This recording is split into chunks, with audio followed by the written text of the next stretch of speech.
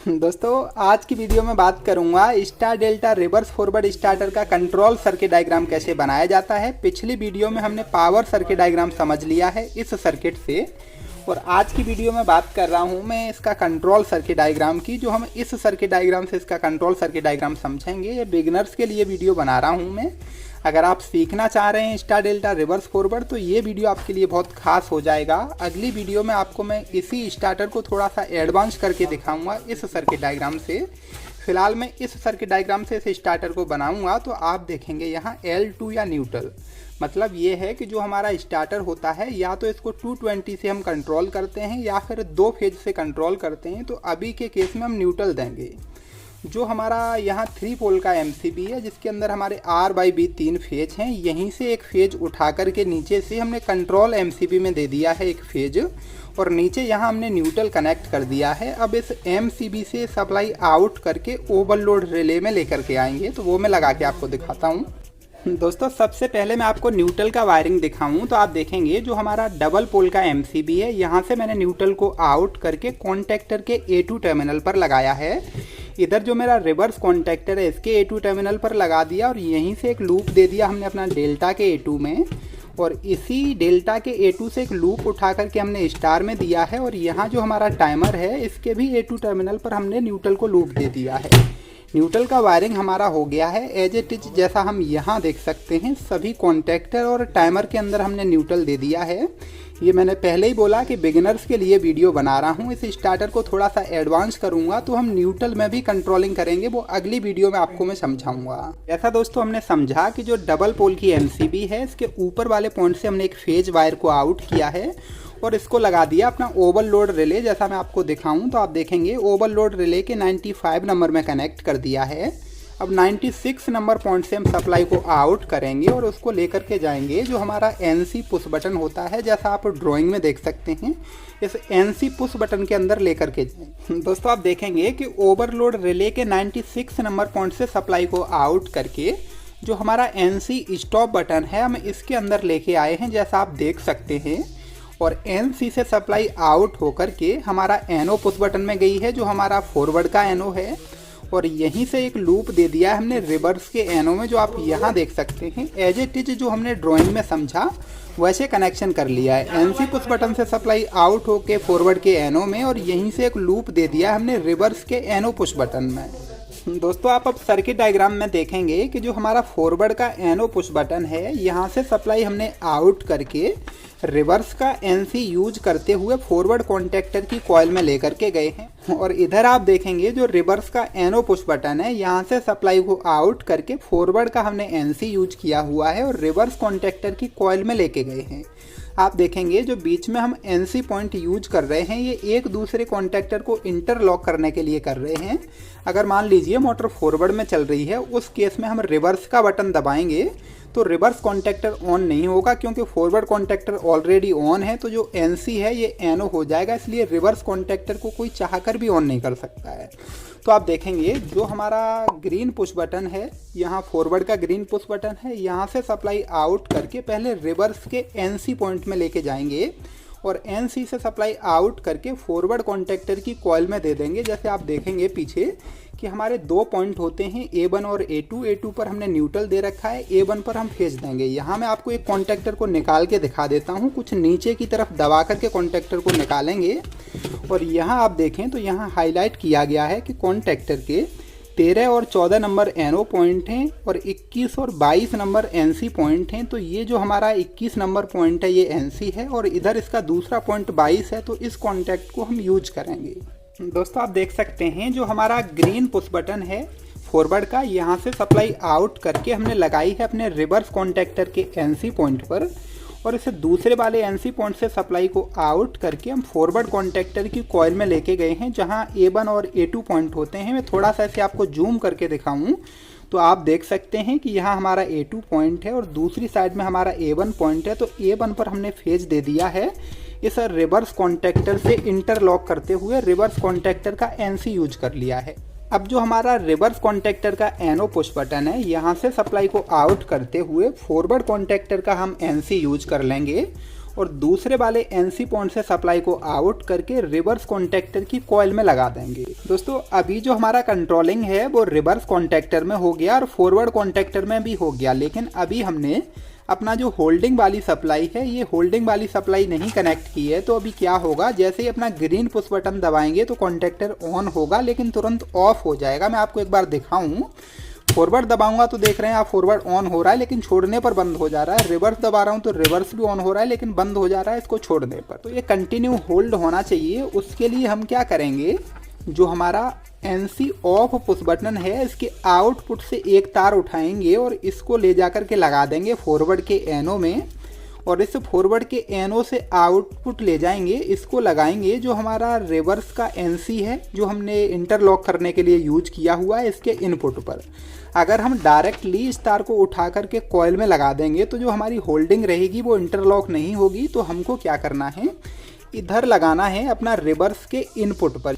दोस्तों आप देखेंगे जो हमारा NC पुश बटन का आउटपुट है यहाँ से हमने एक तार उठाया और इसको ले जा करके फॉरवर्ड कॉन्टैक्टर के हमने एनो पर कनेक्ट कर दिया है जैसा आप देख सकते हैं, और यही पॉइंट हमने यहाँ से लूप दे दिया है रिवर्स के एनो में। अब एनो के आउटपुट से सप्लाई उठा करके हम रिवर्स के NC में देंगे। तो आप देखेंगे कि रिवर्स कॉन्टैक्टर ये है और NC इनपुट हमने इधर दिया हुआ था। तो अब यहाँ से सप्लाई आउट करके हम यहाँ दे देते हैं तो फॉरवर्ड कॉन्टैक्टर हमारा होल्ड हो जाएगा। फॉरवर्ड कॉन्टैक्टर का एनो आउटपुट हमारा यहाँ है जो आप देख सकते हैं, और इस एनो को लगा दिया हमने जो हमने रिवर्स कॉन्टैक्टर का NC यूज किया है इस साइड में। और इधर देखेंगे कि जो हमारा फॉरवर्ड का NC था यहाँ सप्लाई लगा दिया हमने रिवर्स वाले एनो पॉइंट से उठा करके। तो दोनों कॉन्टैक्टर हमारा इंटरलॉक हो गए हैं और दोनों कॉन्टैक्टर होल्ड भी हो गए हैं। आपको दिखाऊं कि अगर हम फॉरवर्ड दबाते हैं तो फॉरवर्ड हमारा होल्ड हो गया है, और इस कंडीशन में अगर हम रिवर्स दबाएंगे तो रिवर्स ऑन नहीं हो रहा है। पहले हमें मोटर ऑफ करनी होगी, इसके बाद हम रिवर्स दबाएंगे तो रिवर्स भी हमारा होल्ड हो गया है। और आप देखेंगे कि इस कंडीशन में मैं फॉरवर्ड दबाता रहूं तो ये फॉरवर्ड में मोटर ऑन नहीं होगी। दोस्तों आप देखेंगे कि इधर का वायरिंग हमारा कंप्लीट हो गया है, ये वाला वायरिंग हमने कंप्लीट कर लिया है। अब इधर का वायरिंग बचा है। तो आप देखेंगे कि जो NC का आउटपुट है यहीं से सप्लाई आउट करके एक तो हमने फॉरवर्ड कॉन्टैक्टर का एनो यूज कर लिया और दूसरा हमने रिवर्स कॉन्टैक्टर का यूज कर लिया एनो पॉइंट। तो इसके लिए हमको क्या करना पड़ेगा, फॉरवर्ड कॉन्टैक्टर के ऊपर एक ऑक्सिलरी लगाना पड़ेगा या इसको एड एंड ब्लॉक कह सकते हैं, और रिवर्स के ऊपर भी हमको एक ऑक्सिलरी कॉन्टैक्ट लगाना पड़ेगा क्योंकि कॉन्टैक्टर के अंदर 2 एनो NC के पॉइंट थे वो हमने यूज कर लिए।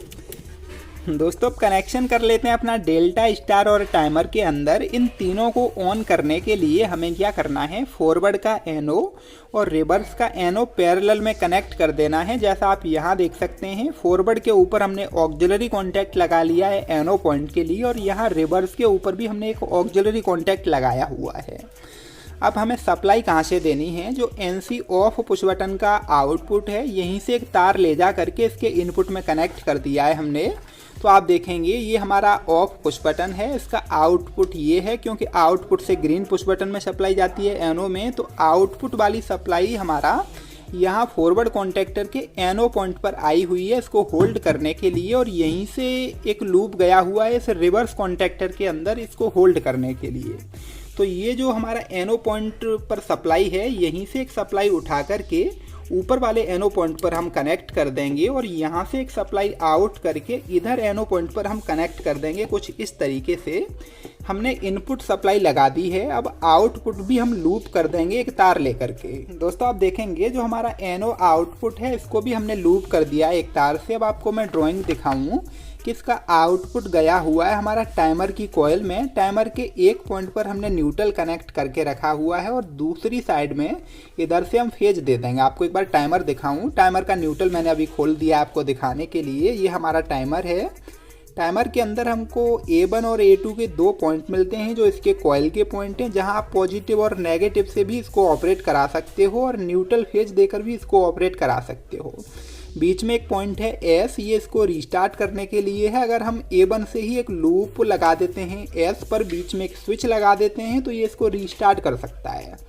नीचे आप देखेंगे कि इसके अंदर हमारे 3 टर्मिनल हैं जहां हमारा कॉमन NC और NO के पॉइंट हैं। अगर हम A1 से ही एक सप्लाई उठा करके 15 नंबर कॉमन पॉइंट पर कनेक्ट कर देंगे तब इसके NO और NC काम करेंगे। यही रूल आपका डीसी सप्लाई में भी फॉलो होता है। अगर हम पॉजिटिव और नेगेटिव टाइमर को ऑपरेट कराने के लिए देंगे तो हमें A1 पॉजिटिव से एक लूप देना होगा कॉमन में, तब हमारा NO और NC सप्लाई आउट। तो आप देखेंगे कि हमने टाइमर का कनेक्शन कर लिया है। A1 पॉइंट पर हमने फेज लगा दिया है जो अपना NO पॉइंट से आउट किया है, और जो हमने वायर खोल दिया था न्यूट्रल का वो भी हमने कनेक्ट कर दिया है A2 पॉइंट पर, और यही A1 से एक लूप उठा करके 15 नंबर कॉमन पॉइंट पर हमने लूप दे दिया है। अब इसके 2 पॉइंट बचे हैं, एक NO और NC। तो इनको हमें कहाँ यूज करना है वो मैं आपको दिखाता हूँ। आप देखेंगे कि सबसे पहले हमें स्टार कॉन्टैक्टर ऑन करना होता है। स्टार कॉन्टैक्टर को ऑन करने के लिए टाइमर का हम NC यूज करेंगे, उसके बाद डेल्टा का NC यूज करेंगे। डेल्टा का NC यूज करने से हमारा स्टार कॉन्टैक्टर डेल्टा कॉन्टैक्टर के साथ इंटरलॉक हो जाएगा और दोनों कॉन्टैक्टर एक साथ होल्ड नहीं होंगे। तो जो हमारा टाइमर है, इस टाइमर का आप देखेंगे कि 16 नंबर NC पॉइंट है जो मैंने आपको यहाँ समझाया। तो 16 नंबर NC पॉइंट से एक सप्लाई को आउट करेंगे और इसको ले जाकर के कनेक्ट करेंगे अपना डेल्टा कॉन्टैक्टर के NC पॉइंट पर। डेल्टा के अंदर भी इनबिल्ट NO NC के पॉइंट होते हैं, लेकिन यहाँ मैं अलग से आपको एक ऑक्सिलरी कॉन्टैक्ट लगा के दिखाता हूँ जिसका 62 एंड 61 नंबर NC पॉइंट है। तो यहाँ हम इनपुट दे देंगे अपना टाइमर से NC और यहाँ से आउट करके अपना स्टार कॉन्टैक्टर की कॉइल A1 पर कनेक्ट कर देंगे। तो ऑक्सिलरी कॉन्टैक्टर को इसके ऊपर मैं इंसर्ट कर लेता हूँ और ये सप्लाई लगा देता हूँ NC इनपुट पर, और यहाँ से आउट करके कॉइल के अंदर कनेक्ट कर देता हूँ। दोस्तों कनेक्शन हमारा हो गया है। अब जो हमारा टाइमर का 18 नंबर NO पॉइंट है, यहाँ से एक सप्लाई को आउट करेंगे और इस सप्लाई को लगाएंगे अपना स्टार कॉन्टैक्टर के NC पॉइंट में, और उसके बाद हम अपना डेल्टा कॉन्टैक्टर में लेकर के जाएंगे। तो यहाँ हमने NO पॉइंट पर एक वायर कनेक्ट कर लिया है। यहाँ हम स्टार कॉन्टैक्टर का NC पॉइंट यूज करेंगे, तो इसके ऊपर मैं एक ऑक्सिलरी कॉन्टैक्ट लगा देता हूँ। ऑलरेडी इनबिल्ट NO NC के पॉइंट हैं, लेकिन हमारे पास अलग से ऑक्सिलरी था तो हमने लगा दिया है। इसके NC पॉइंट में हम सप्लाई दे देंगे इधर से, और यहाँ आउटपुट से एक सप्लाई निकाल के अपना डेल्टा कॉन्टैक्टर के अंदर लेकर जाएंगे। जैसा दोस्तों हमने अपना ड्राइंग में समझा, एज इट इज हमने अपना स्टार्टर का कनेक्शन कर लिया है। इस न्यूट्रल को इधर स्ट्रिप में लगा देता हूँ और उसके बाद अपने स्टार्टर को आपको ऑन करके दिखाऊंगा। तो जो हमारा पैनल है, जहाँ हमारे NO NC के पॉइंट हैं जो आप यहाँ देख सकते हैं, यहाँ फॉरवर्ड बटन दबाएंगे तो हमारा मेन कॉन्टैक्टर और स्टार कॉन्टैक्टर ऑन हो गया है। इधर हमारा टाइमर भी ऑन है। 10 सेकंड बाद हमारा टाइमर स्टार कॉन्टैक्टर को बंद कर देगा, डेल्टा को ऑन कर देगा, फॉरवर्ड कॉन्टैक्टर ऑलरेडी ऑन है। इस कंडीशन में अगर हम रिवर्स दबाएंगे तो हमारा स्टार्टर ऑन नहीं होना चाहिए कि दोनों कॉन्टैक्टर एक दूसरे के साथ इंटरलॉक हैं। पहले हमको ऑफ करना होगा। इसके बाद अगर रिवर्स में मोटर चलाना है तो रिवर्स दबाएंगे तो रिवर्स कॉन्टैक्टर और स्टार कॉन्टैक्टर ऑन हो गया है। थोड़ी देर बाद हमारा रिवर्स और डेल्टा कॉन्टैक्टर ऑन रहेगा। दोस्तों जो हमारा प्रैक्टिकली कनेक्शन होता है उस कंडीशन में हम एक लिमिट स्विच भी लगाते हैं, क्योंकि रिवर्स में एक टाइम के बाद हमारा मोटर बंद होना चाहिए। वो मैं आपको प्रैक्टिकल सिखा दूंगा किसी अगली वीडियो में। इस वीडियो में उम्मीद करता हूँ आपको प्रॉपर तरीके से कनेक्शन समझ में आ गया होगा। अगली वीडियो में आपको इंडिकेटर के कनेक्शन करना भी सिखाऊंगा और एक नए तरीके से भी इसको बनाना सिखाऊंगा। अगर थोड़ा सा भी अच्छा लगा है तो एक लाइक कर देना। चैनल को सब्सक्राइब नहीं किया तो सब्सक्राइब कर लेना ऐसे यूजफुल वीडियो देखने के लिए। जल्दी ही मिलूंगा एक नई वीडियो में, तब तक आप अपना ख्याल रखिए। जय हिंद।